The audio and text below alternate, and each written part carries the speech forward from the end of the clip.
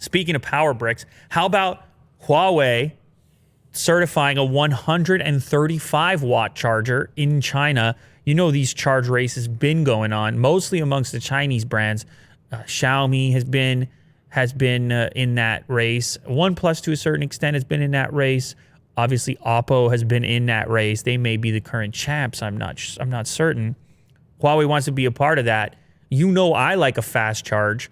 Obviously, there are arguments against it. People think that they're degrading battery life on these fast charges, that there's too much heat. Of course, at the same time, the technology is racing to outpace some of those drawbacks. So you have to wait and see how it's been implemented over here. But over 100 watts is bananas. 135 watts is obviously bananas. It supports 5 volt, 3 amp, all the way up to 20 volt, 6.75 amp, equating to that mind-boggling 135 watt rate. They previously maxed out at 66 watts on their supercharged technology, but they obviously, well, they're looking for any type of competitive edge here, seeing as how they've been kind of strong-armed out of most of the marketplace outside of their domestic Chinese customers. And therefore, in that Chinese marketplace, they've got competition, pretty stiff competition, particularly in this particular spec around fast charging. But I don't know if this gives them the crown.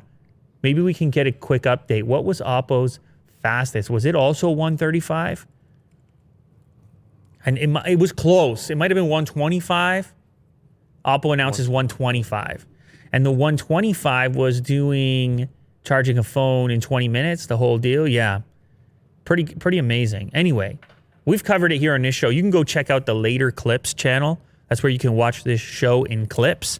And every fast charger that comes out and breaks some record, we pretty much covered on this show.